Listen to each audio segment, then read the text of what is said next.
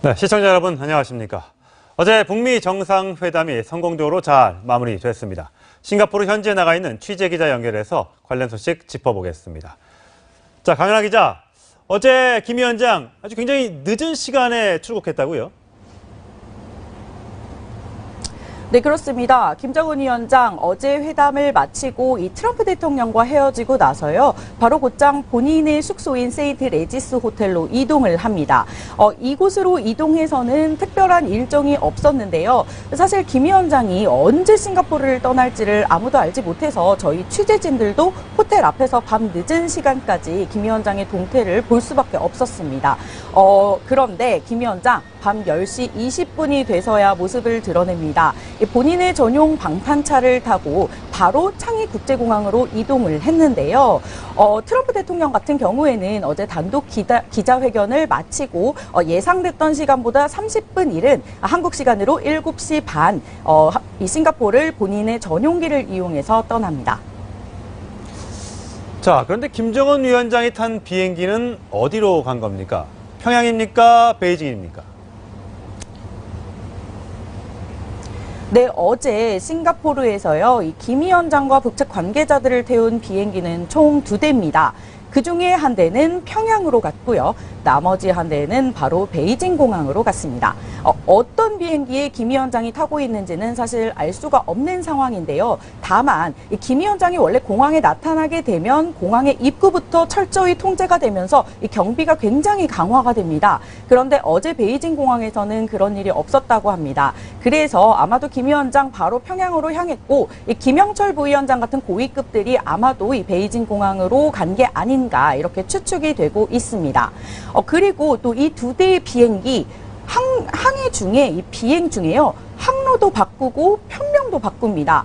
원래 목적지가 평양으로 되어 있던 이 비행기 한 대는요. 갑자기 베이징 상공에서 베이징 공항으로 이 목적지가 바뀌었고요. 또 다른 한 대 같은 경우에는 원래 출발할 때 편명이 CA62였는데 갑자기 베이징 상공에서 CA121로 편명이 바뀌었습니다. 이게요, 사실 이번이 처음이 아닙니다. 김 위원장이 처음 싱가포르로 올 때도 이런 작전을 펼쳤는데요. 007 작전을 방불케 하는 이 연막 작전을 펼친 게 아닌가 이렇게 풀이가 되고 있습니다. 네, 북한의 의전만큼은 정말 첫째도 안전, 둘째도 보안 이런 걸 많이 지키는 것 같습니다. 자, 그런데 어제 트럼프 대통령은 참 기자회견도 하면서 성과를 알리려고 아주 노력하는 모습이었는데 김정은 위원장은 말이 정말 없었다면서요? 네, 그렇습니다. 트럼프 대통령 어제 사실 굉장히 적극적으로 이 취재진들에게 접근을 했습니다. 이 단독 기자회견도 마찬가지고요. 오늘까지도 SNS를 통해서 이 회담의 결과가 굉장히 잘 이루어졌다는 것을 스스로 굉장히 홍보하고 있는 상태인데요. 김정은 위원장 같은 경우에는 어제 기자회견장에 나타나지 않았죠. 결국은 이 회담의 결과에 대한 김정은 위원장의 육성은 따로 공개가 되지 않은 겁니다. 이 김정은 위원장의 이 결과에 대한 반응이 나오게 되면 아무래도 세계 언론이 집중하고 이 육성을 계속 활용하게 되는 데 대해서 김 위원장 좀 부담을 느낀 게 아닌가 싶습니다. 지금까지 싱가포르에서 채널A 뉴스 강은하입니다. 자, 한 기자 수고했습니다. 이 트럼프 대통령과 김정은 위원장의 세계 만남 끝났습니다. 북미 관계는 새로운 시작을 준비하고 있는데요. 이 상황을 외신들은 어떻게 전하고 있을까요? 글로벌 뉴스룸 연결해서 자세한 소식 알아보겠습니다. 황규락 기자. 네, 글로벌 뉴스룸에 나와 있습니다. 자, 어제 이 많은 외신들이 소식을 쏟아냈었는데 지금은 어떻습니까? 네, 트럼프 대통령과 김정은 위원장의 이 세기의 만남이 종료된 이후에도요, 주요 외신들은 각각의 외신들을 쏟아내고 있는데요. 네, 외신들의 헤드라인을 통해서 한번 자세하게 알아보도록 하겠습니다. 네, 먼저 뉴욕타임즈입니다. 네, 트럼프와 김정은 위원장의 만남을 통해서요, 자세하게 소개를 했는데요. 여기서 이 두 정상이 서로의 길을 공유했다라고 전했습니다. 다만 합의문에는 구체적인 이야기가 빠졌다고 지적을 했고요. 네, 이러한 문제인식은 다른 외신들에서도 이어졌습니다. 블룸버그는요, 트럼프 대통령이 회담까지 열고 또 한미훈련 종료까지 약속을 했지만 정작 원래 이루려고 했던 비핵화 등의 확답은 받지 못했다고 비꼬았습니다.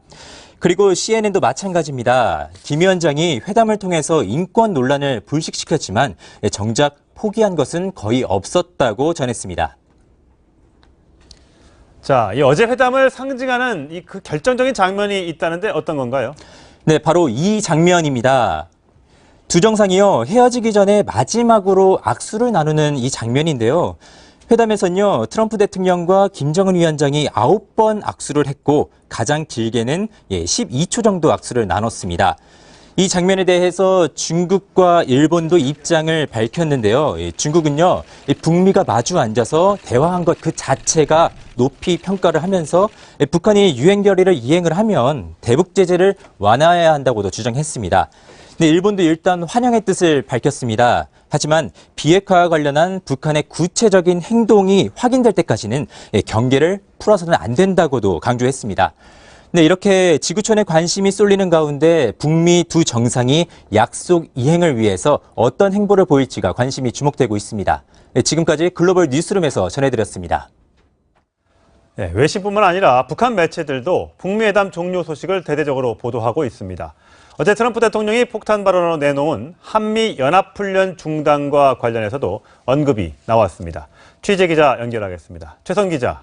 네, 통일부입니다. 자, 북미 회담이 이제 어제 끝났는데 김정은 위원장 비행기를 탔다는 소식까지는 들어왔는데 도착했다, 베이징이다, 평양이다 어디 확인된 게 있습니까? 네, 아직까지 김정은 위원장의 평양 복귀 소식은 확인되지 않고 있습니다. 다만 싱가포르에서 출발한 에어차이나 소속 항공기 2대 중 1대가 베이징 서우드 공항에 머물고 있는데요. 김 위원장이 어느 항공기에 탔느냐가 확인돼야 복귀 여부도 확인할 수 있습니다. 다만 북한 매체는 어제 회담 소식을 대대적으로 보도했습니다. 북한 노동신문은 회담 관련 사진 30여 장을 3개면에 나눠 실었는데요. 수천 명에 달하는 취재진들의 관심, 회담장 로비에 세워진 성조기와 인공기, 만찬과 회담장 산책 등 현장 분위기도 전했습니다. 북미가 공동선언을 채택한 사실도 자세하게 보도했습니다. 양측이 적대적 관계를 끝내고 대화와 협상을 통해 문제를 해결하려는 기대감도 드러냈습니다. 자, 북한 매체들이 집중적으로 또 신속하게 보도했다는 그 내용, 어떤 내용들이 담겨 있습니까? 예, 북한 매체들은 회담에서 트럼프 대통령이 북미 간 선의의 대화가 진행되는 동안 한미연합 군사훈련을 중단할 수 있다는 의향을 밝혔다고 전했습니다. 김정은 위원장이 상대방을 자극하고 적대시하는 군사행동을 중지하는 용단부터 내려야 한다고 촉구하자 트럼프 대통령이 한미연합훈련을 중지해 안전 담보를 제공하고 관계 개선이 이뤄지는 데 따라 대북 제재를 해제할 수 있다는 의사를 보였다는 내용을 보도했습니다. 특히 북한이 비핵화하는 과정에서 단계별 동시행동 원칙을 준수하는 것이 중요하다는 인식을 같이 했다고 주장했습니다. 북한의 단계적 비핵화와 거기에 따른 미국의 제재 완화와 보상 등을 의미하는 것으로 해석됩니다. 트럼프 대통령의 발언에 북한의 주장까지 더해지면서 논란은 계속 이어질 전망입니다. 지금까지 통일부에서 전해드렸습니다. 네, 폼페이오 미 국무장관이 내일부터 이틀 동안 한국을 방문합니다. 취재기자 연결합니다. 황지혜 기자. 네, 청와대 춘추관입니다. 자, 문재인 대통령 내일은 별다른 일정이 없는 걸로 알려졌는데 폼페이오 장관 언제 문재인 대통령을 예방할 예정인가요? 네, 폼페이오 장관은 방한 이틀째인 모레 청와대에서 문 대통령을 예방할 것으로 보입니다.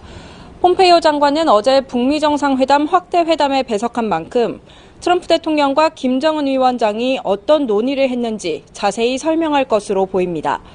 폼페이오 장관은 문 대통령을 예방한 뒤 강경화 외교부 장관을 만납니다. 완전한 비핵화와 한반도 평화 정착을 위한 한미 공조 방안을 협의할 계획입니다.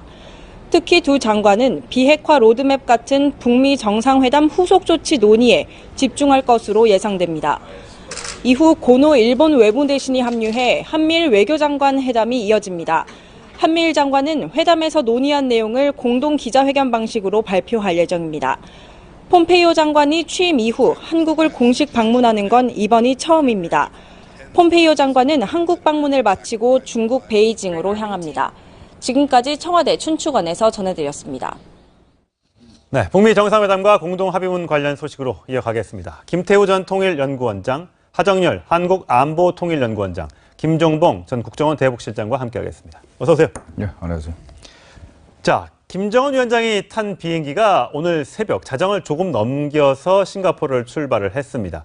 베이징에 도착했든지 평양에 도착했든지 지금 10시간 넘게 지났으니까 어딘가에 도착했을 것 같은데 아직 소식이 들리지 않고 있습니다. 편명까지 바꿔가면서 지금 비행기를 타고 갔다고 하니까 어디로 예상하세요? 그러니까 김정은 위원장이 평양에서 베이징 상공을 거쳐서 싱가포르 갈 때도 중국 상공에서 편명을 바꿨습니다. 예. 이번에 들어갈 때도 편명을 바꿨는데 편명을 바꾼 그 비행기가 김정은 위원장이 탔을 가능성이 굉장히 높고 그래서 현재 지금쯤은 평양에 도착한 것 같습니다. 예. 그리고 또 한 대는 이제 베이징에 이제 착륙했다고 하니까 예. 그 비행기에는 아마도 김영철 통전부장, 그다음에 리수용 외무상 등이 타고 있기 때문에 이 사람들 중에 한두 명이 아마도 시진핑 주석한테 미국 정상회담이 어떻게 진행됐고 하는 결과 보고를 할 가능성이 있다고 생각이 됩니다. 예. 아니, 보통 다른 나라 정상도 이렇게 비행기를 여러 대 띄워서 이렇게 보장을 합니까? 차는 그렇다 쳐도 비행기도 그렇게 많이 합니까? 미국은 에어포스 1이 가면 반드시 디코이 비행기가 같이 뜹니다. 거의 뭐 미국을 흉내낸다 보면 되겠습니다. 예, 그렇군요. 어쨌든 중국의 이 관련된 그 소식을 전하면 시진핑 주석의 반응도 궁금해집니다. 원래는 어제 낮에 출발을 한다고 얘기를 들었었거든요. 한 3시쯤에 출발할 것이다라는 로이터 통신 보도가 있었어요. 그래서 트럼프 대통령보다 먼저 갈 것이다 생각했는데 트럼프 대통령이 정작 먼저 가고 김정은 위원장이 나중에 갔단 말이죠. 그래서 혹시라도 첫날 일정처럼 혹시 밤에 어딘가를 들려서 가는 게 아닌가라는 추측도 있었는데 결국 그냥 숙소에 머물다가 비행기를 탔다고 합니다. 하 교수님 보시기에는 어떠세요? 뭐 여러 가지 이유가 있겠지만 저는 그중에서 하나 큰 이유가 북한의 도착 시간을 고려하지 않았을까 이렇게 이제 생각을 해봅니다. 그러니까 싱가포르하고 북한하고 6시간 시차가 나거든요. 시차가요? 예. 시차는 1시간 아닐까요? 예? 그러니까 거리로 날아가는데 7시간 정도, 6시간, 7시간 그러니까 걸리고. 거리가 그래서 이제 거리 플러스 이제 시차까지 한 6시간의 편차가 나는데 그 시간을 고려하지 않아 그렇게 보고요. 거기서 혹시라도 다른 사람들을 만나서 비공개 만남을 가질 수도 있다. 이렇게 우리가 추정을 해봅니다. 뭐 워낙 제가 제 생각인데 원래는 어저께 1시에 그 김정은 위원장이 탈 비행기가 베이징을 출발했다 그러니까 그것 자체가 이제 싱가포르에 도착하는 것은 한 7시 정도 될 겁니다. 그렇죠. 그러면 통상 8시쯤은 비행기 타고 나간다고 우리가 예측했죠. 그런데 10시라 그랬습니다. 10시를 하다가 자정을 넘겨서 나갔지 않습니까? 그렇다면 우리가 생각할 수 있는 거는 지금 우리 하 원장님께서 말씀하셨듯이 일단 북한에 도착하는 시간이 낮이어야 트랩에 내려가는 모습을 찍어가지고 또다시 한번 선전을 할 수가 있기 때문에 그런 가능성도 하나 있지만 제가 볼 때는 술을 좀 진탕 마시지 않은 생각이 들어요. 왜냐하면 완전히 김정은 위원장의 위상 자체가 세계 최강국의 대통령인 트럼프와 위상이 같아졌고 그 합의문의 마지막 부분에 보면은 세계 평화를 위해 노력한다고 되어 있습니다. 대한민국 대통령도 세계 평화를 위해 노력한다는 소리 못 하는데 트럼프 대통령하고 김정은 위원장이 세계 평화를 위해 노력한다는 분이 마지막 문장입니다.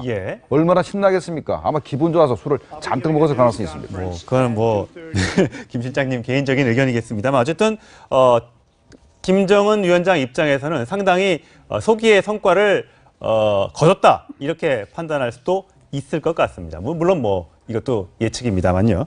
자, 김정은 위원장이 평양 도착이 확인되기도 전에 북한 노동신문도 공동 성명에 대한 입장을 내놨습니다. 아마 회담 성공을 좀 부각시키기 위한 걸 텐데, 자, 김정은 위원장 어제 말은 많이 저희에게 목소리가 육성으로 전해지진 않았습니다만 저희가 그 목소리 좀 추려봤습니다. 한번 들어보시죠.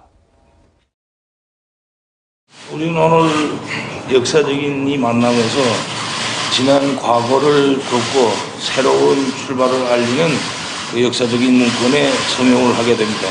세상은 아마 중대한 변화를 보게 될 것입니다. The world will see a major change. 오늘과 같은 이런 자리를 위해서 노력해 주신 트럼프 대통령께 사의를 표합니다. 자, 김 원장님, 이게 어제 김정은 위원장의 발언이고요. 노동신문 오늘 일면에 정말 큼지막하게 사진과 함께 기사가 실렸습니다. 북한 주민들은 이 트럼프 대통령을 신문에서 이렇게 사진으로 보고 또 기사로 보는 거 어떻게 생각할까요? 통상 노동신문은 그 북한 정권에게 불리한 소식들은 일체 전하지 않죠. 유리한 것만 이제 전하는 건데 지금 현 상황은 그대로 보도하는 것이 이 지금까지 북한 주민들에게 선전해왔던 것과 매우 일치하기 때문에 아주 자신 있게 보도를 한 거죠. 예. 앞서 두 분도 잠깐 말씀을 하셨지만 지금 사실 김정은 위원장 입장에서는 핵이라고 하는 협상 카드를 이용해서 세계 최강국 대통령과 마주 앉아서 대등한 협상을 벌였고요. 예. 또 북한 내부에 대해서는 지금까지 선전해온 것이 그거 아닙니까? 우리가 핵무력을 완성해서 이 핵무력을 통해서 미국을 흔들겠다. 이게 지금 내부적으로 선전해온 건데 이번에 그 합의문 내용 자체가 그렇게 나온 거죠. 네. 이게 지금 합의문에서 북한의 핵 폐기가 아니고 한반도 비핵화라고 지금 명기를 했단 말이에요. 예. 사실 이 부분은 미국이 수용해서는 안 되는 표현을 수용한 건데요. 이건 상호성이거든요. 그러니까 미국과 북한이 같은 핵 보유국 입장에서 상호간에 핵 군축을 한다. 예. 그러니까 한국에 앞으로 뭐 전략 자산 가져오지 말고 해구산 빼내고 이런 거 다 요구할 수 있게 된 겁니다. 그러니까 이 내용이 결과문 회담 결과로 나온 공동 발표문도 그렇고 회담에서 김정은 위원장이 보여준 역할도 그렇고 모든 게 지금 내부 선전하고 맞아떨어지기 때문에 예. 노동신문이 매우 자신 있게 보도를 한 것 같습니다. 예. 북미 정상이 어저께 성명에 이제 선언에 사인을 같이 함께 했는데 그 내용을 먼저 좀 간략하게 짚어 보도록 하겠습니다. 일단 관계 정상화, 북미 관계 정상화가 제일 첫 번째 항목이고요. 두 번째는 평화 체제 구축입니다. 마찬가지로 이제 북한과 미국의 평화 체제 구축일 거고요.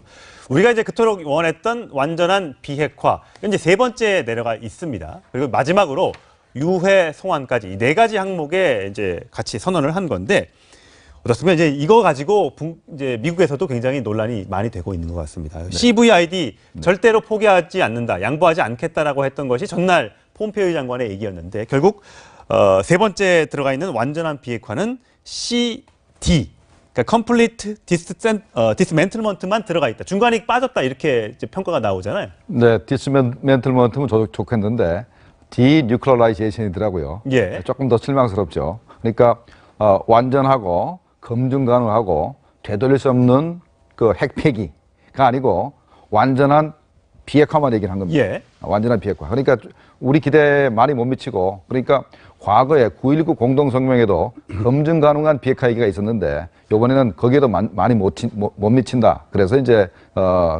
실망스럽고 더군다나 이제 되돌릴 수 없는 부분은 북한이 핵탄두나 핵물질을 전부 다 미국에 전부 다 이양한다 하더라도 새로 핵탄두를 만들거나 할 수 있는 능력이 있으면 안 되니까 그러니까 핵 기술자와 핵 그 설계 도면 이런 걸 전부 다 폐기한다. 그러니까 설계 도면을 폐기하고 핵 기술자를 재교육을 시켜서 다른 일을 시키든가 아니면 해외로 내보낸다 하는 게 이제 이 리버서블이거든요. 근데 그런 얘기가 전혀 없고 그냥 완전한 비핵화만 합의를 했기 때문에 이것 자체가 결국은 우리 4월 27일 날 남북 정상회담 때 판문점 선언. 예, 판문점 선언의 수준에 머물렀다라고 이제 봐야 되겠습니다. 예. 자, 트럼프 대통령은 그러면 왜 CVID가 아닌 CD냐? 여기에 대해서 기자들의 질문이 쏟아졌습니다. 기자회견에서 이렇게 대답했습니다. Because there's no time. I'm here one day. We're together for many hours intensively, but the process is now going to take place. And there was no agreement that could have been signed, so they understood that. And it wasn't a big point today because really this had been taken care of more than any other thing because it was all about this.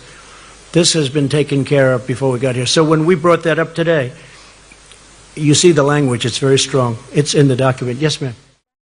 네, 합의문에 아주 강력한 언어로 쓰여 있다라고 얘기를 했습니다만 하 원장님 보시기에는 어떻습니까? 시간이 정말 부족해서 CVID까지는 합의를 이끌어내지 못했다. 트럼프의 대통령 발언 어떻게 보십니까? 저는 그 회담이 시작하기 전부터 CVID가 들어가기가 참 어렵겠구나 하는 생각을 했어요. 예. 왜냐하면 우선 트럼프 대통령 발언이 이것은 몇 차례의 정상회담을 통해서 해결할 문제다 하는 것을 이야기를 했고요. 예. 이건 단시간에 해결할 수 없고 긴 시간을 보고 이걸 해결해야 될 문제다 이렇게 우선 이야기를 했거든요. 그다음 이제 두 번째는 이제 체제 보장하고 북한의 안전을 보장을 해줘야 되는데 그것은 지금 현재 미국이 구체적으로 그걸 지금 보장해주겠다 나설 수가 없는 상황이에요. 왜 그렇습니까? 그것은 이제 미국의 의회 승인도 받아야 되고 평화협정 같은 경우는 또 이제 종전 선언 문제도 우리하고도 상의를 해야 되고 여러 가지 이제 상의가 해야 되고 또 중국의 문제가 또 함께 또 고려돼야 되거든요.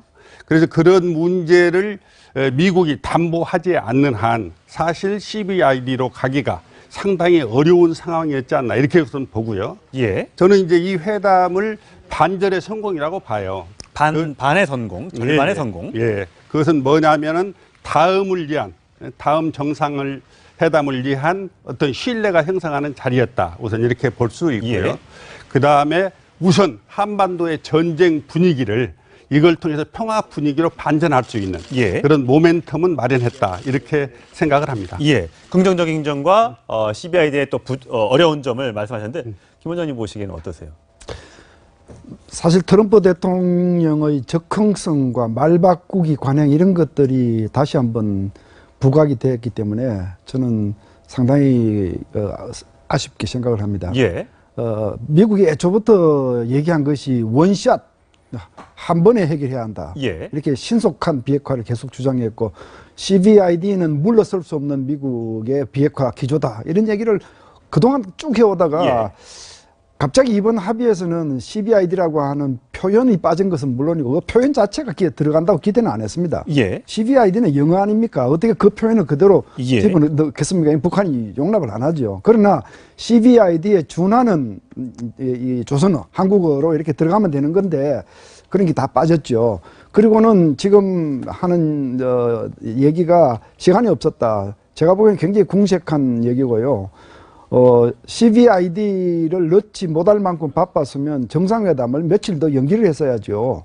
어떻게 세계 질서를 관리하는 초강대국의 지도자가 하려고 했는데 시간이 없어서 못했다. 어떻게 이런 얘기를 합니까? 참 그런 부분이 참 아쉽고 앞으로 북핵 해결 갈 길이 참 멀구나 하는 생각을 했고요. 아까 우리 사회자께서 완전한 비핵화 얘기를 많이 하셨는데 거기에 핵심은요. 완전한 비핵화는 지금 두 분이 말씀하신 것처럼 아무리 완전한 비핵화에 합의해도 실제로 단시일 내에는 되지 않는 겁니다. 단계가 필요한 겁니다. 그런데 거기에 한반도라고 하는 부분을 유의를 해야 됩니다. 모든 나라 대표들은요, 대통령들은 국제회의 행사에 가서 서명을 하고 오면 다 자기가 잘했다고 얘기하기 때문에 자기식으로 아주 인수격으로 해석하죠. 거기에 핵심 포인트는 한반도입니다. 한반도 비핵화라고 하는 얘기는 북한이 우리 북한만 핵을 폐기하는 것이 아니다. 북한이 주장하는 조선반도의 비핵화. 그렇습니다. 미국도 상응하는 조치를 취해야 된다는 그 길을 열어놓고 있는 것인데 우리 한국 언론이 그 부분을 빼고 얘기를 하면 핵심을 놓치는 겁니다. 자, 사실 어제 이 CD, 그러니까 한반도 비핵화, 이 비핵화 문제뿐만 아니라 깜짝 발언이 기자회견장에서 나왔습니다. 바로 이 장면인데요. 한번 확인하시겠습니다. Yeah, we've done exercises for a long period of time working with South Korea. And we call them war games, and I call them war games, and they're tremendously expensive. The amount of money that we spend on that is incredible. And South Korea contributes, but not 100%, which is, and also the trade. So we're doing that. We actually have a new deal with South Korea in terms of the trade deal. 돈 얘기가 나오고요. 한미 훈련 얘기가 나왔습니다. 사실 저 얘기가 나올 줄은 상상을 못했거든요. 일단 재미있는 것은 북한은 조선중앙통신을 통해서 북한이 먼저 한미연합훈련을 중지하라고 하니까 트럼프 대통령이 받아들였다 얘기를 하고 김정은 위원장이 먼저 요청을 했고 트럼프 대통령이 수용을 했다. 그런데 트럼프 대통령은 자기가 먼저 얘기를 했다. 말이 다르네요. 말이 좀 다릅니다. 근데 어느 쪽이 맞는지는 알 수가 없습니다. 그다음에 이제 트럼프 대통령은 한미 연합 훈련이 상당히 프로보커티브하다. 그리고 이거는 워게임이다. 라고 주장하는데 이거는 북한이 지금까지 주장했던 말을 그대로 반복하고 있습니다. 전쟁 연습이라는 거죠. 북한의 주장은. 전쟁 연습이고 바로 이제 한반도 정세를 자극하고 북한을 위협한다. 이런 표현을 갖다가 트럼프 대통령이 하고 있습니다. 이건 물론 통역한테서 영어로 들어서 이제 그런 말을 했는지 몰라도 어떻게 조금 전에 아마도 미 북한 간의 정상회담 과정에서 북한 측 통역 영혼이 했던 말을 그대로 자기 말처럼 하는 거 아닌가 생각이 들어서 정말로 실망스럽습니다. 한미 연합 군사훈련이 우리가 지금 뭐 봄에도 하고요, 여름에도 하고요, 네. 그다음에 또 가을에도 있고 많잖아요.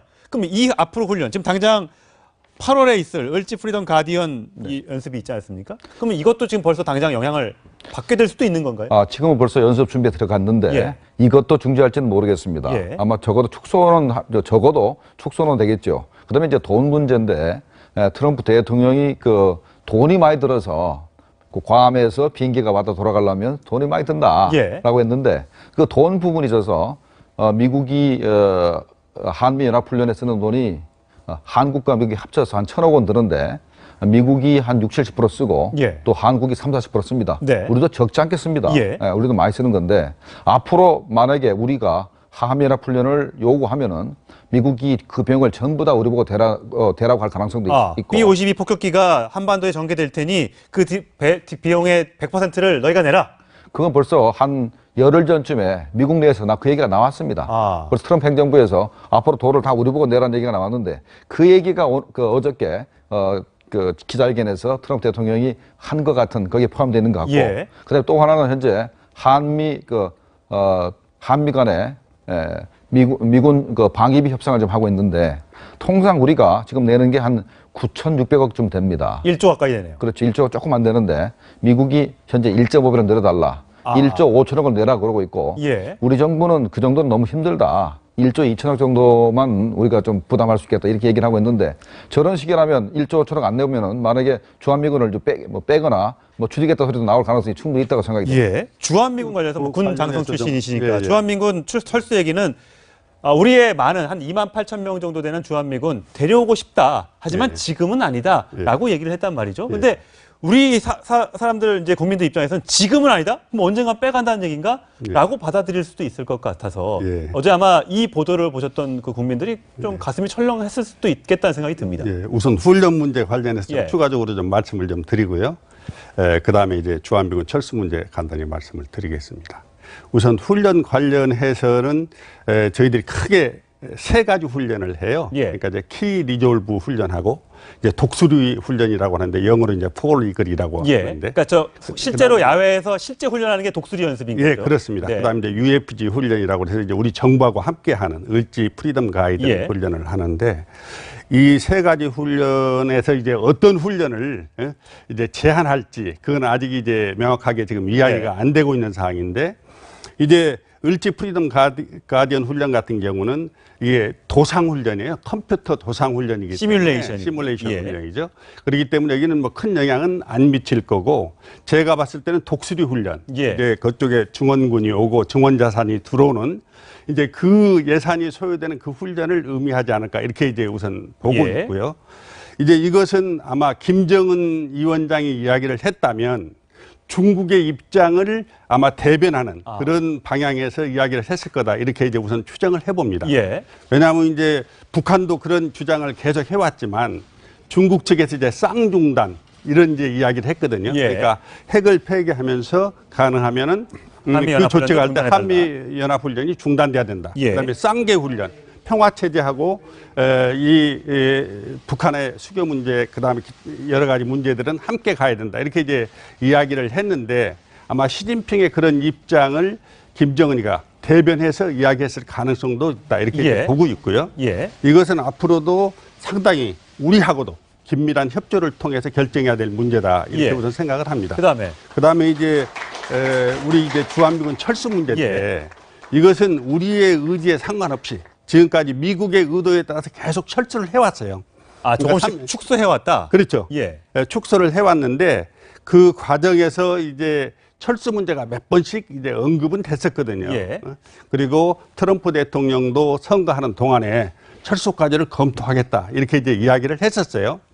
근데 이제 이번 회담에서는 철수 문제는 거론은 안 됐다. 예. 이렇게 이제 전제를 하면서 언젠가는 이 문제도 토론의 대상이 될 수 있다. 이렇게 이제 이야기했거든요. 이건 이제 크게 두 가지 의미에서 우리가 해석할 수 있다고 봐요.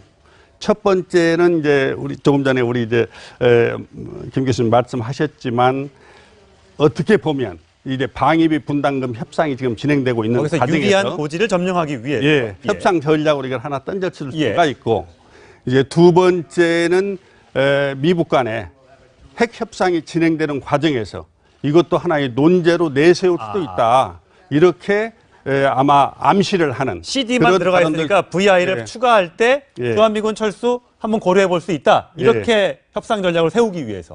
그렇게 할 수 있는데 우리 차원에서 보면 이 한미동맹은 너무 중요하잖아요. 그렇습니다. 또 주한미군 철수는 우리가 용인해서는 안 되는 문제고 그래서 앞으로 우리하고 미국하고 협상하는 과정에서 이 문제는 우리가 엄격히 따져야 되고 또 확인을 받아야 된다고 이렇게 생각합니다. 제가 오늘 CNN 뉴스를 보면서요. 재밌는 것은 연합훈련 중단 발언에 대해서 미국 안의 전문가들이 이 트럼프 대통령을 향해서 반문하는 내용을 제가 들었어요.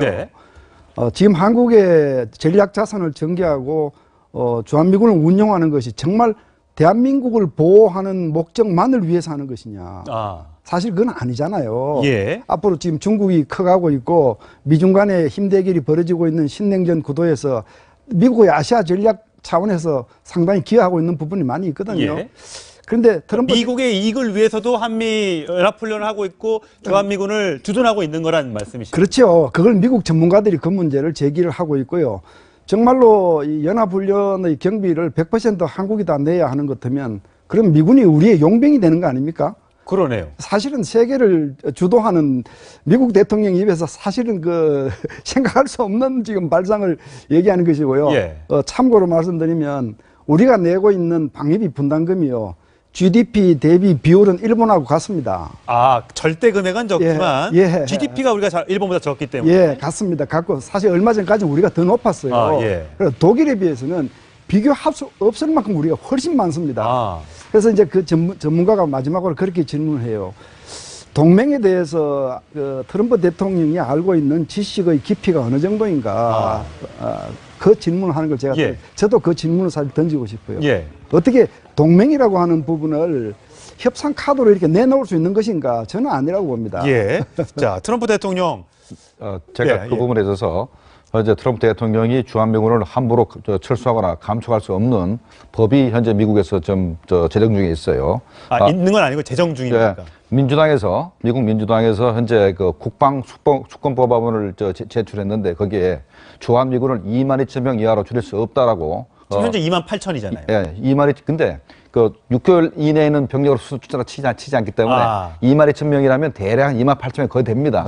못 주되게 만드는 거죠. 그게 현재 하원에서 통과돼가지고 상원 전체에 현재 계류 중에 있습니다.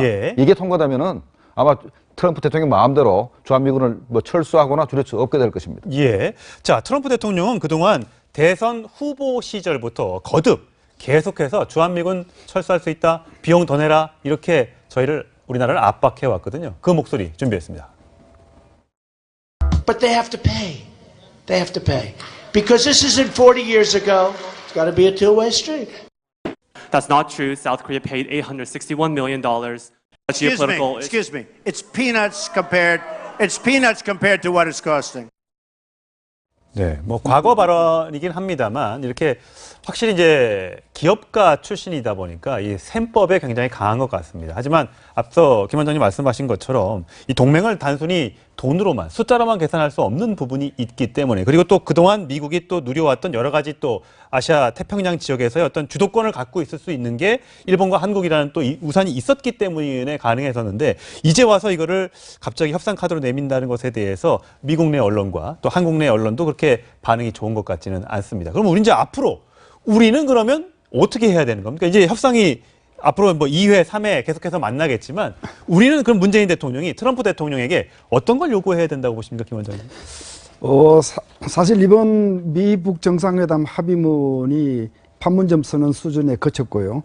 사실 그보다는 더 진일보된 북한 비핵화 방안이 합의되기를 우리는 기대했었잖아요. 그러니까 그 일정을 이번 회담이 단축시키는 데는 실패한 겁니다. 그러니까 앞으로 갈 길이 여전히 멀리 남았다 이렇게 볼 수 있는데 우리 정부가 제일 신경 써야 될 부분은 이거 같아요.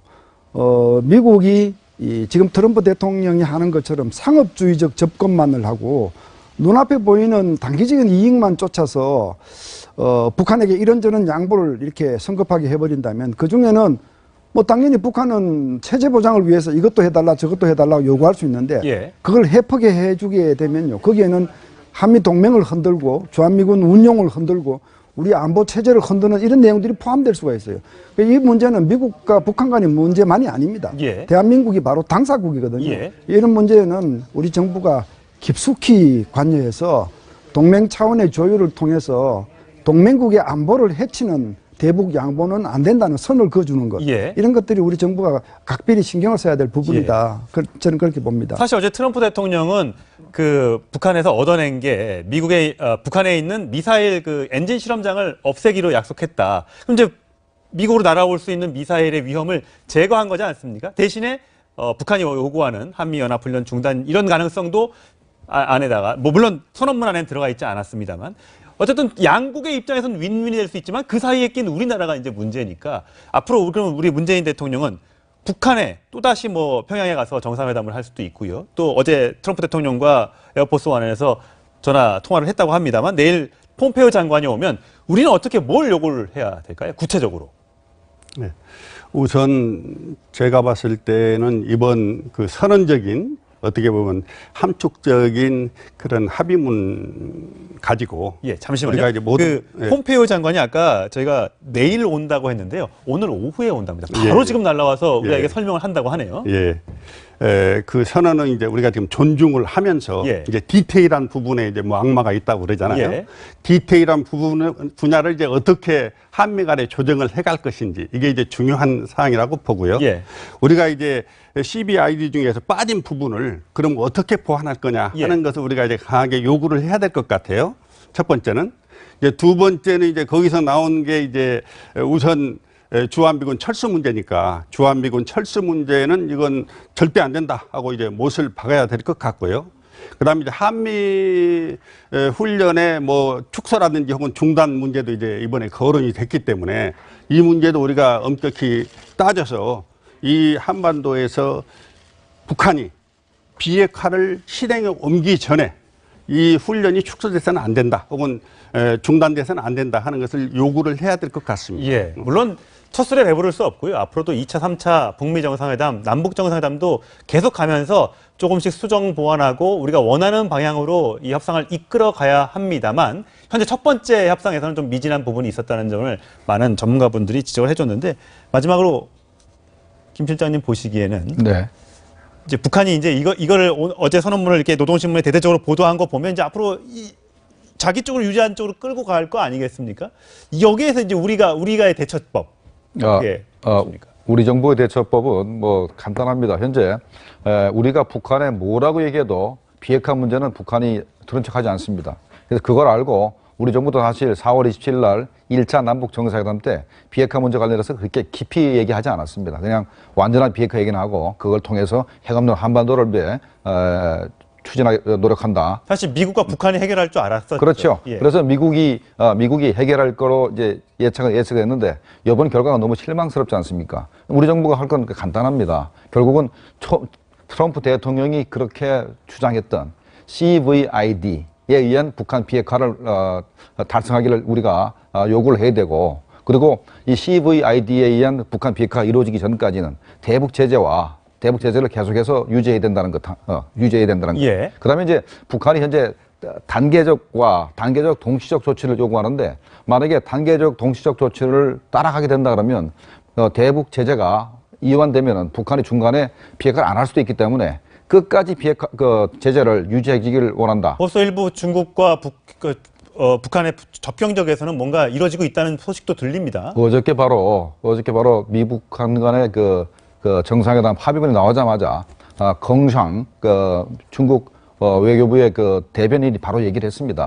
그 유엔 제재 항목 중에서 북한이 그 제재 사항을 이행하게 되면은 제재를 해제할 수도 있다는 조항이 있기 때문에 우리가 그걸 검토할 수 있다 이렇게 얘기를 했기 때문에 벌써 이 미국과 북한 간의 정상회담 결과에 따라서 현재 중국이 벌써 제재를 해제하려고 움직이기 시작했습니다. 이것 자체가 벌써 굉장히 힘든 부분이기 때문에 우리 정부는 중국도 설득하고 미국을 설득해서 제재를 계속 유지하지 않으면 북한이 비핵화하지 않을 수도 있기 때문에 그런 노력을 계속해 나가야 된다고 생각합니다. 사실 우리가 당사자이기 때문에 우리의 노력이 정말 중요해졌습니다.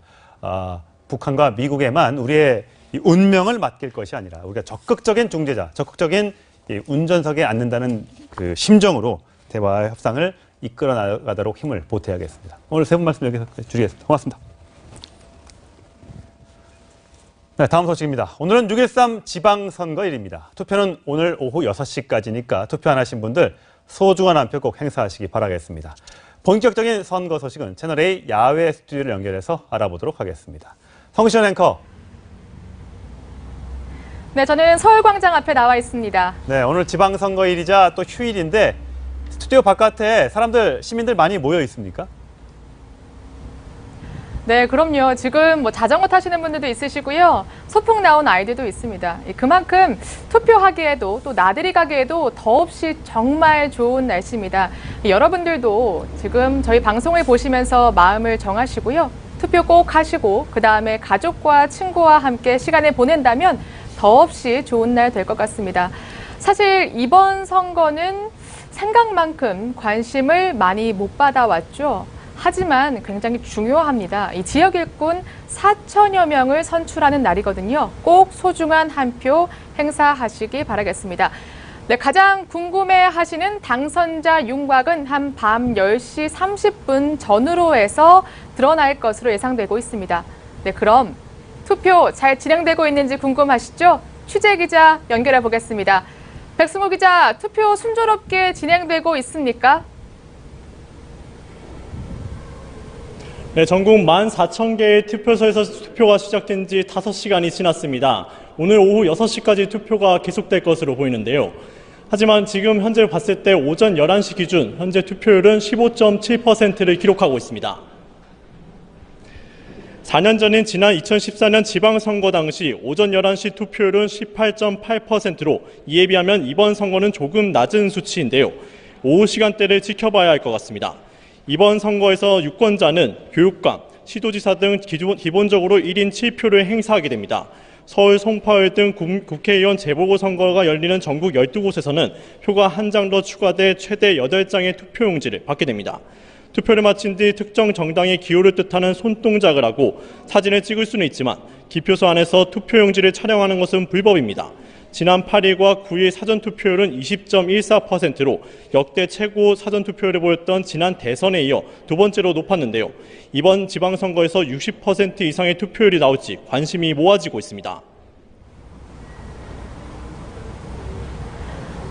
네, 그럼 각 정당은 선거 결과를 어떻게 예측하고 있나요? 네, 일단 여야는 어제 열렸던 북미 정상회담이 이번 선거에 어떤 영향을 미칠지 촉각을 곤두세우고 있는데요. 이제 우선 일단은 민주당 같은 경우에는 우선 직접적으로 봤을 때 지방선거 압승을 예상하고 있고 한국당 같은 경우에는 보수당 결집을 바라보고 있습니다. 민주당은 전국 17개 광역단체장을 기준으로 기존 9곳을 포함해 14곳 이상에서 승리를 기대하고 있습니다. 한국당은 대구, 경북 등 영남권 5곳과 여배우 스캔들 의혹이 나온 경기도지사, 안희정 전 지사 파문으로 충남도 해볼 만하다고 보고 있습니다. 바른미래당은 안철수 후보가 출마한 서울에 집중하고 정당 득표율 2등을 목표로 삼았습니다. 호남에 집중한 민주평화당은 호남권 기초단체장 8석 확보를, 정의당은 수도권에서 선전을 기대하고 있습니다. 중앙선관위는 밤 10시 30분쯤 당선자 윤곽이 나올 것을 예상하고 있습니다. 지금까지 방배 4동 투표소에서 전해드렸습니다. 네, 선거 결과에 촉각을 곤두세우는 것 우리 국민들뿐만이 아니죠. 선거 결과에 따라서 정치 지향도가 달라지는 만큼 여야 모두 긴장하고 있습니다. 이어서 안건우 기자의 보도입니다.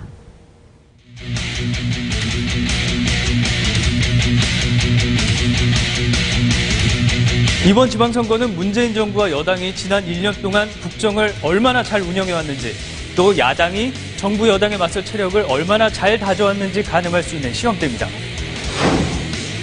현재 민주당 소속 광역단체장은 전체 17곳 가운데 서울, 충남 등 9곳, 야당인 자유한국당 소속 단체장은 7곳입니다. 민주당은 9석 지키기를 기본 목표로 내세웠지만 내심 수도권과 PK 지역까지 14곳에서 승리를 노립니다. 한국당은 TK와 PK 등 텃밭을 사수하고 네거티브 경쟁이 과열된 경기도지사와 안희정 전 지사 파문으로 판이 흔들린 춘천까지 공략한다는 전략으로 뛰어왔습니다. 여야 모두 가장 중요한 전략 지역은 부울경, 이른바 낙동강 벨트입니다. 특히 부산에서 민주당 계열 정당은 지방선거가 처음 실시된 1995년 이후 23년간 한 번도 보수의 벽을 넘지 못했는데요. 3전 4기 도전에 나선 민주당 오거돈 후보와 현역 프리미엄을 내세운 한국당 서병수 후보가 4년 만에 리턴 매치를 치릅니다. 지난 2012년 경남 김해의 총선에서 맞붙었던 민주당 김경수 후보와 한국당 김태호 후보는 6년 만에 경남도지사 자리를 놓고 다시 맞붙었습니다. 드루킹 사건으로 관심이 집중되면서 두 후보 모두 정치적 명운을 건 난타전을 벌여왔습니다. 이번 지방선거는 국회의원 재보궐선거와 함께 치러집니다. 선거구가 전국에 걸친 만큼 미니 총선으로 평가됩니다. 재보궐선거 지역은 12곳. 그 결과가 향후 2년간 국회의석 분포에 큰 영향을 미치는 만큼 여야 모두 양보 없는 일전을 펴르고 있습니다. 여당인 민주당과 제1야당인 한국당이 5석 차이라 선거 결과에 따라 원내 일당의 지위도 바뀔 수 있습니다. 지방선거와 재보궐선거 결과에 따라서 여야 지도부의 명암도 엇갈릴 전망입니다. 채널A 뉴스 안건우입니다. 네, 6.13 지방선거 이슈 김성환, 장현찬 평론가와 함께 다뤄보겠습니다. 안녕하세요. 네, 안녕하세요. 네. 사실 누가 뽑힐지도 중요하지만 가장 중요한 게 국민들이 얼마나 자신의 권리를 행사하느냐도 중요하잖아요. 자, 60% 투표율 넘기 힘들다고 알려져 있는데 오늘은 좀 기대해 볼 수 있을까요? 글쎄요. 아직 섣부르게 네. 예측하기는 좀 어려울 것 같은데요. 왜 이렇게 말씀드리냐면은 보통 사전투표율이 시작이 되고 난 다음에 투표 편의성이 굉장히 많이 높아졌습니다.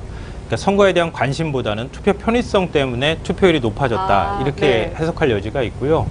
둘째로는 뭐 선거라고 하면은 좀 경쟁이 치열해져야 하잖아요. 그래야지 그렇죠? 이제 보는 국민이나 네. 또 투표하시는 분들이나 뭔가 좀 투표 의욕이 좀 많이 올라가는 측면이 있는데 이번 같은 경우에는 경쟁이 별로 치열하지 않은 것 같다. 네. 좀 심심하고 재미없다 이런 평들이 굉장히 많았기 때문에 네. 전체적으로 투표율이 뭐 지난 지방선거에 비해서는 지방선거가 이제 56.8%였는데요. 조금 높아진다고 가정은 할 수 있겠지만 네. 그렇다고 또 현격하게 높아지기는 좀 어렵다.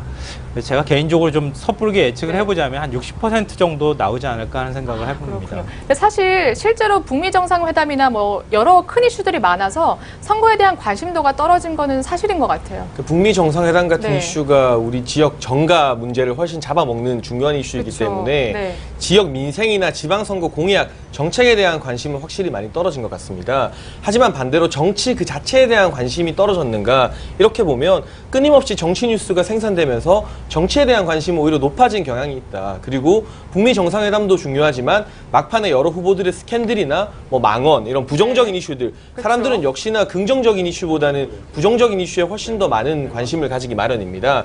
따라서 정치 자체에 대한 관심은 높아졌기 때문에 4년 전 56.8%를 기록했던 지방선거보다는 역시 높은 투표율이 기록될 것으로 예측되고 네. 있습니다. 지금 뭐 장혜찬 평론가가 방금 전 언급하기는 했지만 글쎄요, 변수라면 변수라는 것들이 있었습니다. 사실 북미 정상회담이 선거 이슈를 잡아먹다시피 하기도 했지만 어제까지 사실 북미 정상회담이 진행되고 그 결과에 따라서 어떻게 보면 막판 표심이 좀 움직일 수도 있는 요인이 될 수 있을 것 같아요. 글쎄요. 선거라고 하는 네. 게 투표함을 열어봐야지 알 수 있는 것이기 그건 때문에 맞죠. 장담하기는 좀 어려운데요. 이전 선거를 분석한 것들을 보면은 투표일 전 한 2주일 전쯤까지 기간 동안에 이 마음 최종 누구한테 투표를 할지 마음을 결정했다고 하는 유권자들이 한 40% 정도 됩니다. 네. 그러면 하루 전에 있었던 변수도 사실은 반영이 될 수 있다 이렇게 볼 수 있는데요. 네. 다만 사전 투표 제도가 있기 때문에 미리 투표한 분들이 일단 있다고 하는 게 있고요. 또 하나는 이제 그 투표일까지 전날까지 발생한 이슈라고 하는 게 뭐 어떤 정책적인 이슈라기보다는 네거티브 이슈에 가까운 이슈들이 많이 터져 나왔기 때문에 그런 부분이 투표율을 끌어올릴 것 같아 보이진 않습니다. 아, 그러세요? 예, 그래서 전체적으로 투표 결과에까지 큰 영향을 미칠 만큼의 변수는 되지 못한다는 생각이 듭니다. 장평론가님 생각은 어떠세요? 어떤 변수들이 그래도 좀 유권자들의 표심을 흔들고 또 흔들었다고 생각하세요? 저는 우선은 네. 북미회담 먼저 거론이 많이 되는데요. 네. 북미회담 같은 경우는 오히려 선거에 영향을 미칠 가능성이 조금 낮다고 보는 게 그동안 남북 정상회담을 비롯해서 북한의 비핵화나 평화와 관련된 이슈들은 끊임없이 국민들에게 소개가 되어 왔습니다. 네, 그렇죠. 그리고 어제 북미회담 같은 경우도 뭐 좋은 성과가 있었다고 하지만 CVID나 구체적인 비핵화 방법에 대해서는 빠져 있었기 때문에 그동안 우리가 충분히 예상했던 범주를 벗어나지는 않았습니다. 따라서 이 부분이 막판 부동층의 표심에 영향을 끼쳤을 확률은 좀 낮지 않을까 싶고, 오히려 저 같은 경우는 부동층이 선거장으로 나오기 위해서는 내 표가 사표가 아니다라는 확신이 생겨야만 됩니다. 네. 그동안은 지지율 격차, 주요 후보의 지지율 격차가 컸기 때문에 네. 내 표가 사표가 될 거라고 우려했던 분들이 많을 것 같아요. 하지만 선거 막판에 여러 가지 스캔들이나 네거티브 이슈가 터지면서 네. 내가 투표장으로 나가면 결과가 바뀔 수도 있겠다. 부동층이 이런 결심을 내린다면 우리가 기존의 여론조사에서 봤던 결과와는 다른 결과가 나올 가능성도 없지는 않다. 역시 이번 선거 역시도 마지막까지 뚜껑을 열어봐야 된다. 이렇게 전망을 할 수 있을 것 같아요. 이 부분은 얘기할 필요가 있을 것 같아요. 우리가 이제 선거에 대한 착각이라고 하는 네. 게 몇 가지가 있는데요. 그 중에 한 가지가 부동층이 끝까지 다 투표할 거라고 하는 게 선거에 네. 대한 착각 중에 하나입니다. 부동층이나 무응답층은 대체적으로 투표를 포기하는 경향이 굉장히 많기 때문에 네. 지금 한 40% 정도 부동층이 잡히는 그 층 중에서 과거에 조사를 해보면은 한 4분의 1 정도만 투표를 직접 하는 경향들이 있거든요. 네. 그래서 부동층 전체가 뭐 선거 판세를 다 뒤집어 엎을 만큼 큰 영향을 미친다고 좀 보기는 어려울 것 같고요. 근데 마지막에 한 10% 정도 되는 부동층, 네. 그 부동층, 전체 부동층 중에서 한 20% 정도 되는 그 층이 어떻게 투표하느냐. 이건 아마 박빙인 지역구 같은 경우에는 영향을 미칠 수 있는 요인은 되겠지만 네. 큰 틀 안에서 영향을 미칠 네. 것 같아 보이지는 않습니다. 알겠습니다. 막판까지 이슈가 이어졌고요. 부동층이 어떤 선거보다 조금은 컸습니다. 어떤 선택을 할지 끝까지 알 수 없죠. 끝까지 지켜보시면 될 것 같고요. 사실 뭐 자동차 대리점, 지하주차장, 이색투표소도 굉장히 많습니다. 각 지역에 있는 각자의 투표소에서 꼭 투표하시면 좋을 것 같습니다. 이번 선거 국민들에게도 중요하지만 사실 정치 지형도가 바뀔 수 있기 때문에 여야 후보 또 지도부 모두 긴장하고 있거든요. 그래서 어제 자정까지 정말 막판 유세를 열띠게 펼쳤다고 합니다. 그 영상 먼저 만나보고 다시 대화를 이어가겠습니다.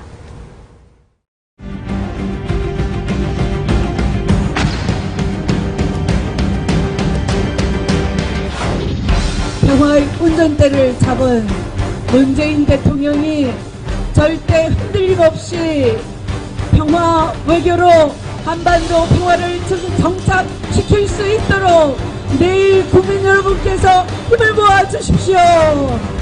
이제 남은 거는 민생만 남았습니다. 과연 지난 1년 동안 여러분 형편 좋아지셨습니까? 민생 경제가 핫한 지경이 되었습니다. 민생을 보고 투표를 해야 합니다.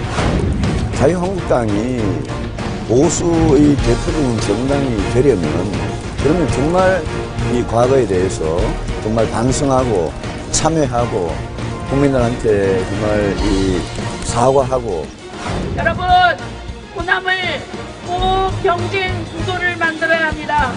그래야 저희들이 제 몫을 찾습니다. 특혜를 바라지도 않습니다. 단지 제 몫을 찾아야 된다는 것을 말씀드리고 싶습니다. 평화의 새로운 시대가 열리고 있습니다. 이제 이 평화의 새로운 시대를 주도해 나가는 새로운 정치 체제가 우리 대한민국에 들어서야 하는 너무나 중요한 시점에 내일 바로 지방선거 투표가 이루어집니다.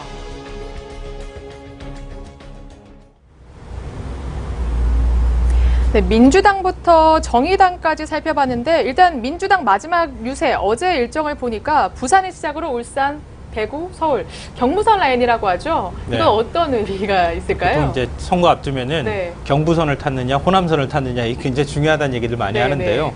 민주당 입장에서는 이번 선거의 최대 승부처는 제가 생각컨대 경남, 부산, 울산 이렇게 세 곳이 될 수밖에 없을 것 같습니다. 네.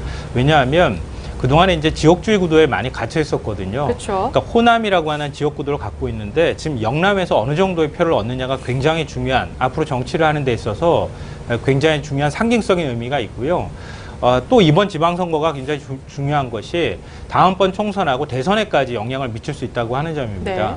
그런 점에서 민주당이 이 영남 쪽의 지지 기반을 확고하게 잡을 수 있도록 이 부산, 경남, 울산에서 이번에 이제 도지사라든가 아니면 시장을 배출한다 그러면 향후 선거에서 굉장히 유리한 고지를 점할 수 있어서 제가 볼 때는 그래서 경부선을 타지 않았을까 싶습니다. 네, 정말 민주당이 그런 역사를 만들 수 있을지, 지역주의를 깨는 그런 결과를 도출해낼 수 있을지 지켜보도록 하고요. 한국당은 보니까 수도권에 집중을 했고요. 바른미래당은 서울, 광주, 대구, 그리고 민주평화당은 원래대로 호남에 뭔가 집중을 했습니다. 정의당은 서울, 인천, 경남과 울산을 했는데 사실 이번 지방선거에서 각 목표로 하는 정당이 내세운 그 의석수 혹은 그 지방 그 수가 있거든요. 지금 보니까 민주당은 17곳 중에서 14곳인데 한국당은 16곳이에요.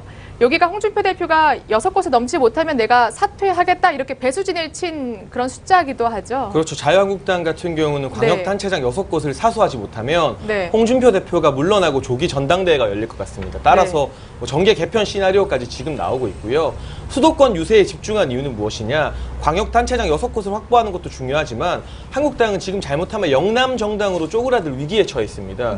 그렇기 때문에 경기도나 서울, 인천 같은 수도권에서 반드시 한 곳이라도 승리를 해야만 되는 절박한 입장이라 그 유세에 마지막 집중을 한 것 같고, 민주당 같은 경우는 당초 목표는 9곳이었습니다만 이 남북 평화 모드가 되면서 좀 자신감을 가지게 된 것 같아요. 그래서 경북이나 대구, 제주 같은 조금 어려운 지역을 제외하면 14곳 이상을 바라볼 수 있다. 많게는 15곳까지도 바라볼 수 있다. 이런 식으로 목표를 상향한 것 같습니다. 네. 보니까 바른미래당은 정당 득표율 2위, 그리고 민주평화당은 호남 기초단체장 최소 8곳, 정의당은 유의미한 득표를 노리고 있는 것 같은데 마지막으로 짧게 여쭤보고 싶어요. 각 정당이 정말 사활을 걸고 있는데 이곳에서 지면 뼈 아프다, 혹은 이곳에서 이기면 이거야말로 대단한 성과다 하는 곳이 어디 있을까요? 이번 선거의 최고 관심 지역은 아마 대구가 될 수밖에 없을 것 같아요. 지금 대구는 이 후보들 간의 경쟁이 거의 박빙으로 나오고 있는 상황이고요. 여론조사 결과를 보면은 한국당이 과연 존립의 가치가 있느냐 없느냐를 결정짓는 곳이기 때문에 물론 이제 PK 지역도 굉장히 중요한 선거구 중에 하나지만 대구 지역에서 어떻게 승부를 보느냐에 따라서 이후에 정계 개편 구도 자체를 바꿀 수 있어서 굉장히 중요한 의미가 있을 것 같습니다. 짧게 짚어주시죠. 저는 경남과 경기라고 보는데 보수 대선 주자 구심점이 필요하고 또 민주당 같은 경우도 경남지사 후보와 경기지사 후보가 차기 대선 주자로 거론될 수 있는 인물들입니다. 따라서 이곳에서의 승부처는 단순히 도지사 만들어내는 게 아니라 차기 대선 주자를 누가 키워낼 수 있을 것이냐를 가리는 선거이기 때문에 경기도지사 선거 그리고 경남도지사 선거가 가장 중요한 포인트가 될 것 같습니다. 알겠습니다. 두 분 말씀 여기까지 듣겠습니다. 감사합니다. 네, 이번 선거 끝까지 알 수 없습니다. 밤 10시 반, 11시까지 저희 채널A와 함께 해주시면 감사하겠습니다. 지금까지 서울광장 스튜디오였습니다.